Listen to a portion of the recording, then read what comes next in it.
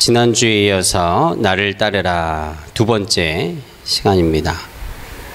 8월은 나를 따르라 시리즈로 말씀을 전하려고 합니다. 그래서 여러분, 가을이 되기 전에 저희들이 새롭게 또 하나님의 귀한 사역들을 또 감당하는 쉼이 있고 또 저희가 추스리는 이 여름 기간에 우리 예수님께서 우리를 향하여 따르라 말씀하시는 그 음성에 지난주에 나를 따르라 사람 낚는 어부가 되게 하시겠다라는 예수님께서 오늘도 제자들을 향해 나를 따르라, 오늘은 두려움 저편으로 라는 제목으로 함께 은혜의 말씀 나누려고 합니다.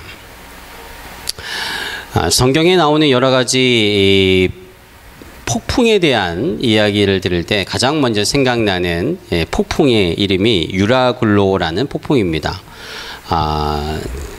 사도행전 27장에 나오는 바울과 276명이 탔던 배가 난파가 될 정도로 그레데 해역에서 있었던 그 광풍, 북동풍 허리케인이라고 부르는 유라굴로라는 배가 생각이 나요. 여러분도 아시겠지만 배가 난파되고 죽은 사람이 있습니까? 없습니다. 성경에서는 믿음이 있는 자들, 특히 예수님과 함께하는 자들이 탄 배는 광풍을 만나도 죽지 않는다. 공통점이 있습니다. 하나님의 은혜로 살게 되는 것이죠. 여러분, 우리가 이 시대에 광풍과 같은 이 혼란하고 정말 알 수 없는 이 시대를 살아가는 이때에 여러분, 두려워하지 마시고 염려하지 마시기를 축복합니다. 다 죽을 것 같고 배에 물이 다 차서 정말 끝난 것처럼 보여도 끝날 때까지 끝난 게 아닌 이유는 오직 우리 주님이 우리와 함께 하시기 때문입니다. 죽지 않고 하나님의 영광을 보게 될 줄로 믿습니다. 이 믿음으로 이 여름도 여러분 건강하게 사시기를 축복합니다.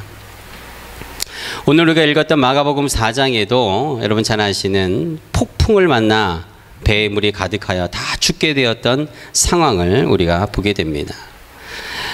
바울도 죽지 않았던 것처럼 예수님과 함께 있었던 제자들도 결론적으로 죽지 않고 살아납니다.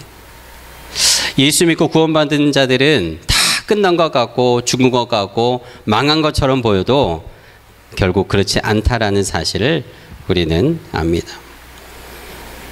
믿는 자들은 죽어서도 죽지 않는 삶을 사는 축복을 받은 자들입니다. 저와 여러분들은 영원히 사는 축복을 받은 자들인 줄로 믿습니다. 우리들의 인생의 가장 잘한 선택, 예수님을 우리의 구주로 믿고 선택했다라는 사실을 오늘도 감사하며 사시기를 주의 이름으로 축복합니다. 예수님께서 제자들을 부르셨지요. 이제는 물고기 잡는 어부가 아니라 사람 낚는 어부가 되는 정체성의 변화를 주신 것입니다.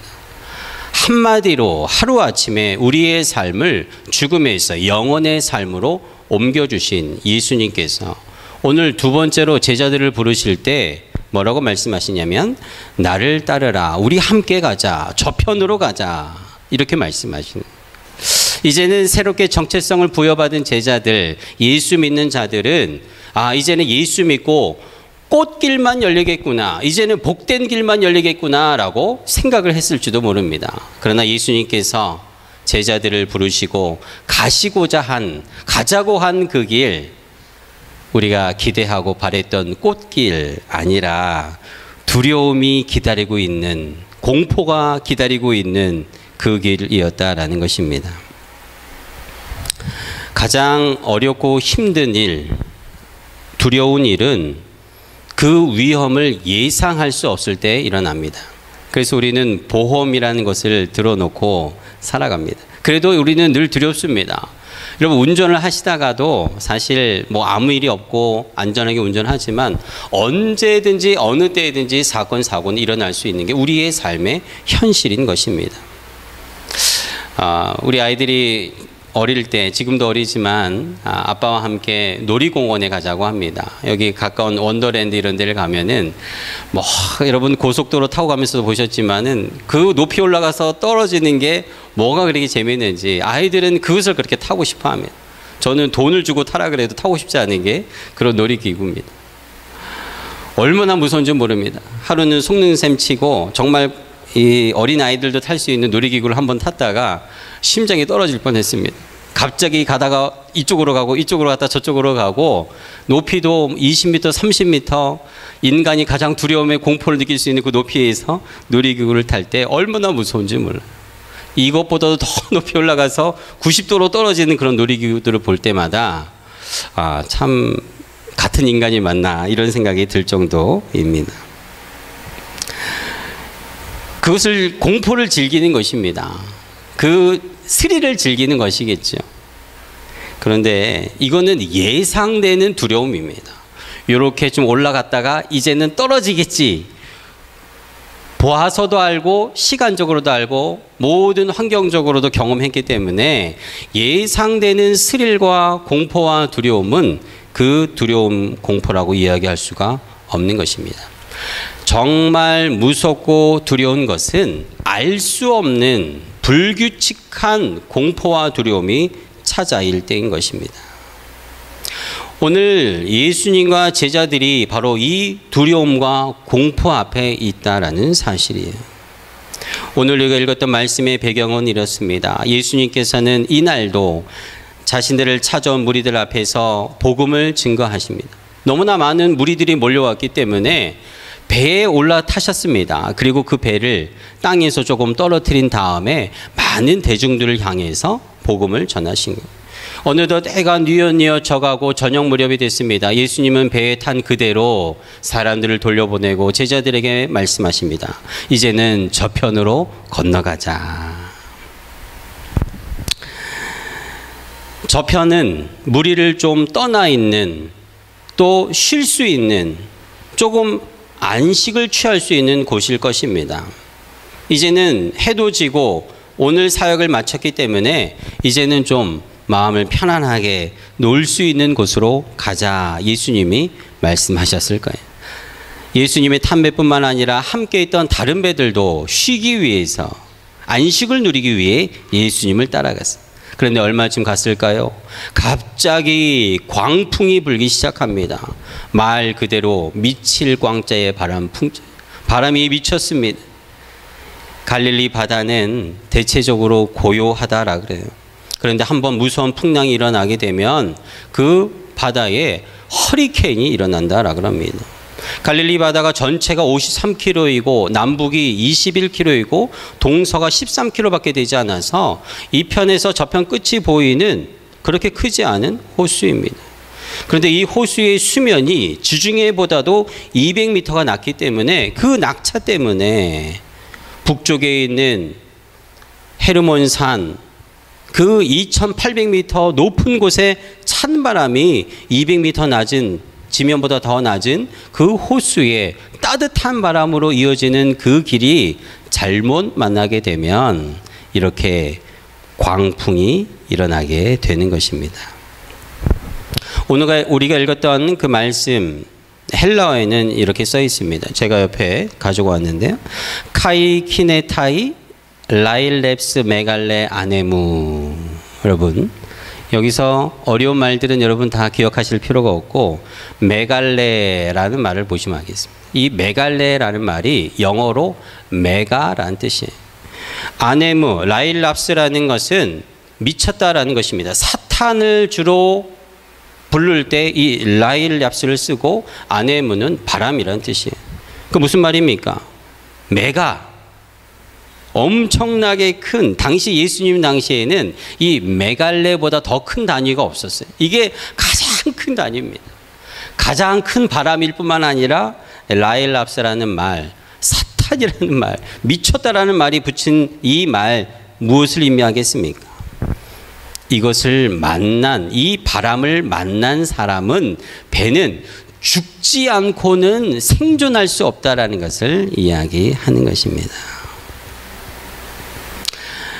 규칙적으로 불어오는 바람, 파도, 이것이 아니라 소용돌이를 일으키면서 모든 것을 그 물 깊은 바닥부터 끌어올려서 가장 높이 치솟아 올리는 파도, 미친 파도가 일어나는 것이 바로 이 라일렙스 메갈레 아네무라는 표현을 쓰는 것이에요. 여러분, 예수님의 제자들은 우리 지난주에 물고기 잡는 어부라는 직업을 갖고 있지 않았습니까? 호수에서, 바다에서, 물에서 누구보다도 호수와 물과 바다를 잘 알고 있는 사람들이 바로 이 베드로와 안드레, 요한, 야고보 아니겠습니까? 호수의 깊이도, 얕은 곳이 어디인지, 암초가 어디에 있는지 모든 것을 세세히 다룰 수 있는 전문가 중에 전문가, 목수였던 예수님보다도 더 물을 잘 알고 있었던 이들. 그러나 이들이 가장 무서워하는 것이 바로 라일렙스 메갈레 아네무, 광풍이었다라는 사실입니다. 한 번도 만나보지 못했던 이 물, 이 폭우 앞에 제자들은 정신을 잃을 지경입니다. 이들이 마지막으로 할 수 있었던 마지막 한 가지, 바로 예수님을 깨우는 것이었습니다. 예수님을 깨우는 것입니다. 여러분, 예수님께서는 큰 광풍의 아수라장이 된 소리 때문에 잠이 깨신 것이 아니라 바로 이 제자들의 울부짖음으로 깨어나십니다. 예수님께서 얼마나 깊은 잠을 주무셨는지, 얼마나 피곤하셨는지 사방에 난리가 나고 아수라장이 되어도 예수님의 단잠을 깨우지 못했지만 제자들의 울부짖음에, 하나님의 사람의 울부짖음에 깨어나시게 됩니다. 제자들이 예수님을 향해 이렇게 울부짖습니다. 선생님, 우리가 죽게 된 것을 돌보지 아니하시나이까? 여러분, 이 질문을 우리는 유심히 봐야 됩니다. 선생님, 우리가 죽게 된 것을 돌보지 않습니까? 여러분, 예수님께서 왜 제자들과 함께 있습니까? 왜 예수님께서 이 땅에 오셨습니까? 죽게 된 것을 돌보시러 이 땅에 오지 않았습니까? 예수님께서는 우리의 죽게 된 것을 구원하시기 위해 오셨는데, 이깟 광풍으로 이 광풍을 막아주시기 위해서 오신 게 아니었겠지. 예수님 입장에서는 이 라일렙스 메갈레 아네무, 아무리 메갈레 할아버지라 할지라도 이 광풍은 예수님 앞에 아무런 깜도 되지 아니하는 구원입니다. 하지만 제자들은 예수님이 어떤 분이셨는지 몰랐기 때문에 이 말을 하는, 이 질문을 합니다. 예수님 입장에서는 참 철이 없는 민망한 질문일 수밖에 없습니다. 주님, 우리가 죽게 된 것을 돌보지 않습니까? 우리도 주님 앞에 어렵고 힘들 때 기도할 때마다 왜 하나님 우리를 도와주지 않습니까? 하나님 정말 살아계십니까? 왜 우리 기도에 응답해 주지 않습니까? 왜 우리의 삶의 이 답답한 문제를 풀어주지, 해결해 주지 않습니까? 라고 기도할 때 오늘 제자들이 예수님에게 질문한 선생님, 왜 우리 죽게 된 것을 돌보지 않습니까? 라는 질문과 똑같은 기도를 하나님 앞에 드리는 거예요. 너희의 천부께서는 너희의 필요한 것을 이미 다 알고 계신다 말씀하십니다. 우리 주님은 여러분들의 필요를 이미 다 알고 계시는 줄로 믿습니다. 하나님이 여러분 돌보지 않으신가요? 여러분들의 기도를 응답해 주시지 않을까요? 왜 하나님께서는 아무런 응답도 없이 그냥 마치 주무시고 있는 것처럼 보일까요? 예수님께서는 제자들의 소리를 들으시고 일어나 이렇게 말씀하십니다. 바람과 바다를 향하여 잠잠하라, 고요하라. 사실은 이 잠잠하라, 고요하라라는 예수님의 명령은 제자들에게 먼저 필요한 말씀이에요. 잠잠하라, 고요하라. 여러분, 예수님께서 오늘 예배에 오신 여러분들을 향해 또 이 저를 향해 말씀하십니다. 잠잠하라, 고요하라. 뭐 이렇게 소란스러워. 아니 주님, 눈이 있으면 한번 보십시오. 저렇게 배가 뒤집히고 온 세상에 뒤집힐 것 같은 이 미친 바람이 일어나는 이 온 세상이 난리인데 우리가 어떻게 고요하고 어떻게 잠잠할 수 있겠습니까? 이때 예수님이 제자들에게 말씀하십니다. 어찌하여 이렇게, 여러분 여기서 이렇게가 중요해요. 그래, 예수님도 인간이기 때문에 무서움과 두려움과 피곤함과 허기짐을 아신 우리 예수님께서 우리 제자들을 1000번 이해하셔서 말씀하십니다. 그래, 무서워하지, 두려워하지, 걱정이 되지, 염려가 되지, 떨리지. 그러나 왜 이렇게 무서워하느냐, 주님이 제자들에게 말씀하시죠. 왜 이렇게 무서워하느냐. 그리고 말씀하십니다. 너희가 어찌 믿음이 없느냐.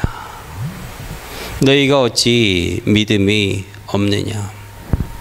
여러분, 우리가 상식적으로 우리 제자들의 삶, 그 환경을 볼 때 제자들이 이렇게 무서워하는 게 사실 무리는 아니라는 것을 우리는 이해가 납니다. 집채만한 파도가 일어나 배가 막 뒤집히고 이제 물이 배에 다 찼으니 여러분, 죽게 된 상황에 그 누가 두렵지 않고 무섭지 않았겠습니까? 오히려 그냥 태어난 것이 정신 이상자가 아닐까요? 예수님은 인간의 기본적인 두려움을 책망하신 걸까요? 그렇지 않다는 것입니다. 예수님이 책망하신 것은 두려워하는 인간의 감정이 아니라, 그 환경 때문에 염려하는 것이 아니라 그 제자들 마음 안에 있는 불신에서 시작된 두려움을 예수님이 책망하신 것입니다. 어떤 불신일까요?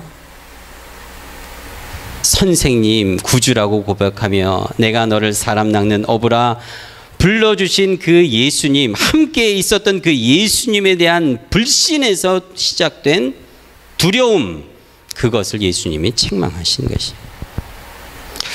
여러분, 저도 비행기를 가끔 이렇게 타고 여기저기 다닐 때가 있습니다. 그런데 늘 마음에 두려움이 있죠.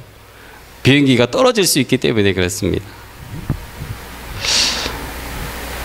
옛날에는 제가 비행기를 타기 전에 시를 썼습니다.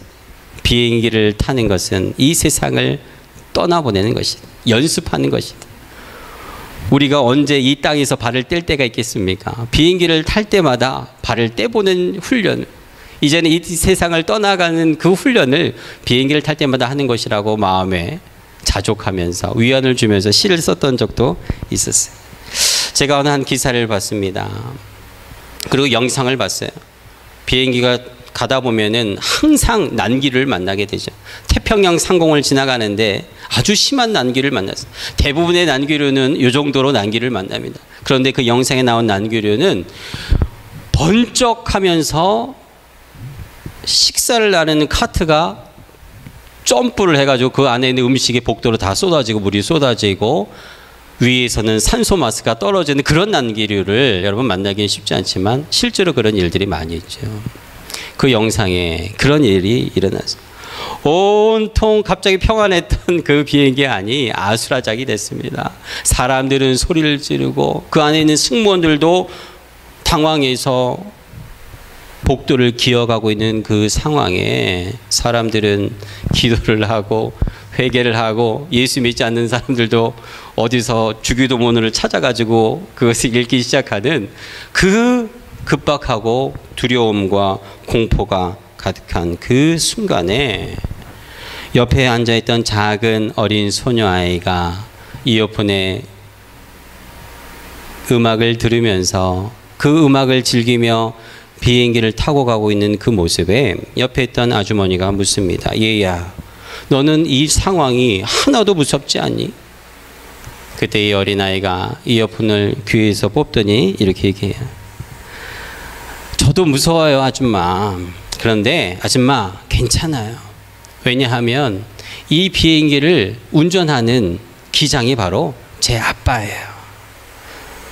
우리 아빠가 늘 비행기를 탈 때마다 오늘도 저에게 이렇게 얘기했어요. 예, 비행기를 타고 가다가 비행기가 심하게 흔들려도 무서워하지 마라. 걱정하지 마라. 아빠가 꼭 안전하게 너를 집에까지 데리고 갈 거야. 이 어린 소녀도 이 상황이 왜 무섭지 않았겠습니까? 두렵지 않았겠습니까? 그러나 그 마음을 두려움에 빼앗기지 않고 오히려 그 마음을 두려움으로 채우는 대신 아빠가 나에게 한 약속의 말씀으로 채웠던 것입니다. 이것이 바로 소녀의 마음을 지킨 믿음이었습니다. 아빠가 한 그 말에 대한 믿음으로 두려움이 있을 공간을 내어주지 아니한 것이죠. 오늘 예수님께서 저와 여러분들에게 동일하게 말씀하십니다. 어찌하여 내 마음을 내 약속의 말씀으로 채우지 않고.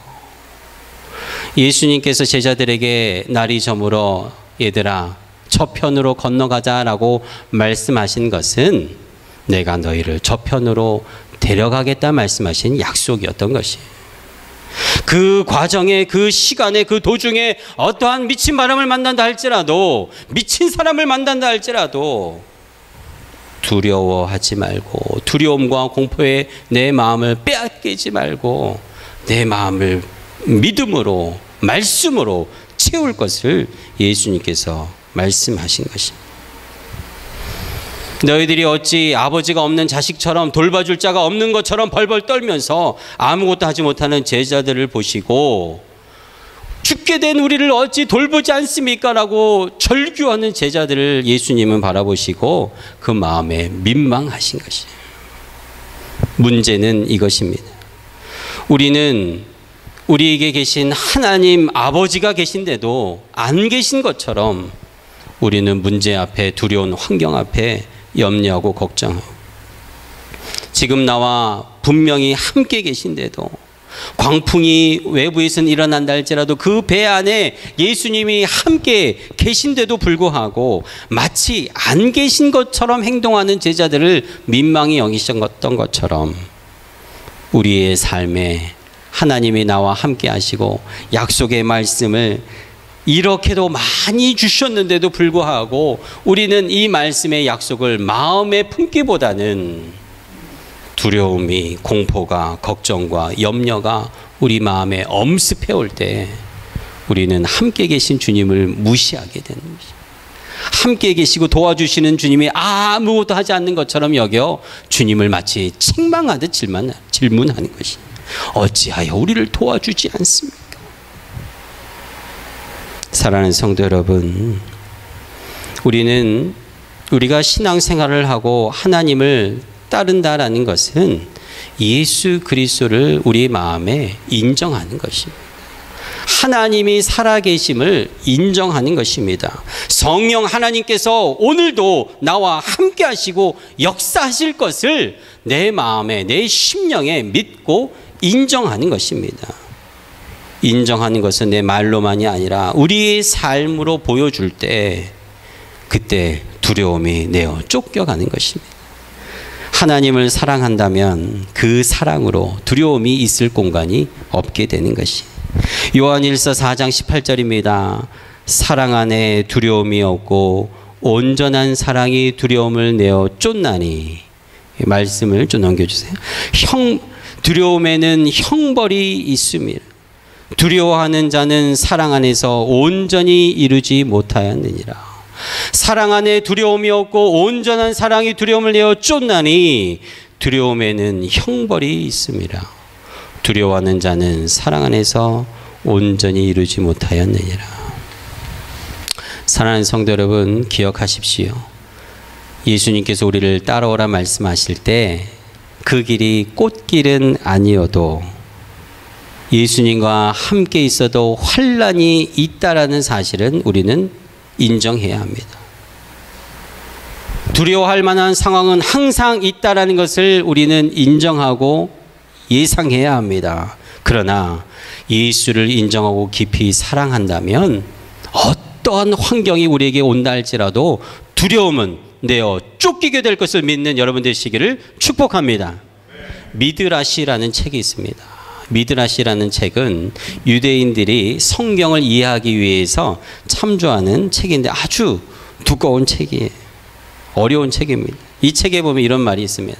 어느 날 다윗 왕이 보석 세공사를 불러서 이렇게 명령합니다. 이제부터 너는 나를 위해서 반지를 하나 만드는데 그 반지에는 좋은 글귀를 넣어라.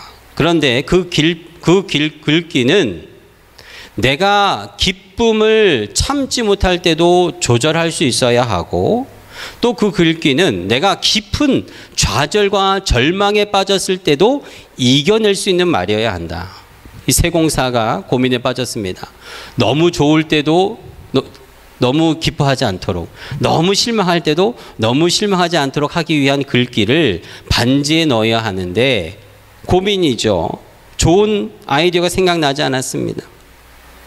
당시에 지혜롭기로 유명한 솔로몬을 찾아가서 물었습니다. 그때 지혜로운 솔로몬 왕자가 이렇게 대답합니다. 이 글귀를 써넣어라. 그 글귀는 이 또한 지나가리라. 나오나요? 이 또한 지나가리라. 좋은 말이죠. 여러분, 이 또한 지나가리라 라는 말을 아마 여러분 들어보신 적이 아마 있을 거예요. 기쁠 때도 너무 기뻐하지 않기 위해서는 이 기쁨도 이제는 지나가. 너무 힘들 때도 이 슬픔 또한 시간이 지나면 지나가. 명대답입니다. 그런데 여러분, 미드라시가 왜 성경이 되지 못했는가? 저는 이유가 바로 여기 있다고 생각합니다. 이 또한 지나가리라 여기서 끝났기 때문에 미드라시가 성경이 못된 거예요. 아마 그 뒤에 이런 말이 있었으면 성경이 됐을지도 몰라요. 여러분, 이 또한 지나가리라 그 뒤에 빠진 말이 있습니다. 저라면 이렇게 쓸 것입니다. 이 또한 지나가리라. 근데 또 오리라. 계속 또 오리라. 갔다가 다시 오리라. 여러분, 우리의 삶에 이 또한 지나간 우리의 평안과 안심이 된다 할지라도 여러분, 공포와 좌절과 두려움, 또 그것을 이길 수 있는 힘과 기쁨 오고 또 오고 계속 오고 끊임없이 올 것입니다. 그렇다면 이 어려움 속에서 해결할 수 있는 길은 무엇이겠습니까? 오늘 우리가 읽었던 마지막 구절의 말씀이 그 바로 해결입니다. 여러분, 마지막 구절의 말씀, 두려움의 대상의 변화가, 제자들의 두려움의 대상의 변화가 광풍에서 예수로 옮겨갔다라는 사실을 우리는 주의해서 봐야 돼요. 마지막 구절 말씀이 그렇지 않습니까? 제자들이 광풍으로 두려워 그들이 떨고 죽게 되었음에도 살아계신 하나님 예수 그리스도의 그 파도와 광풍을 장잠하게 하는 전지전능하신 하나님이신 예수 그리스도 앞에 이들의 두려움이 변화되었다라는 사실. 두려움이 없어진 것 아닙니다. 환경이 바뀐 거 아닙니다. 오직 바뀐 것은 하나, 제자들이 두려워하는 대상이 바다와 바람에서 예수 그리스도께로 옮겨갔다라는 사실을 오늘 주님은 우리에게 보여주신 41절 말씀에 그들이 심히 두려워하여 서로 말하되 그가 누구이기에 바람과 바다도 순종하는가. 그렇습니다. 우리 두려움의 대상이 주님으로 바뀌어야 하는 것이. 제자들은 광풍을 통해 고생을 하고 바뀌었지만 우리는 말씀을 통해 우리의 두려움과 우리의 공포의 대상, 우리 경외해야 할 대상이 바로 우리 주님임을 분명히 깨닫는 전능하신 하나님을 경외하며 살아가는 여러분 되시길 주의 이름으로 축복합니다. 이것이 오늘 예수님이 제자들에게 두려움 저편으로 건너가자 말씀하신 이유입니다.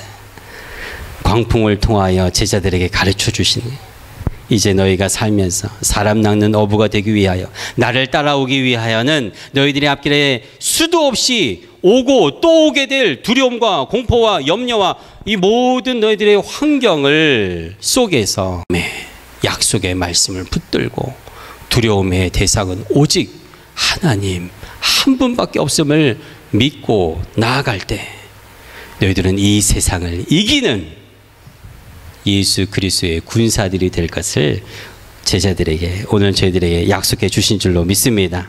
다가오는 한 주 남은 여름 동안도 여러분 예수님을 충실히 따라가며 예수님을 더욱 경외하며 두려워하는 저와 여러분 되기를 주의 이름으로 축복합니다.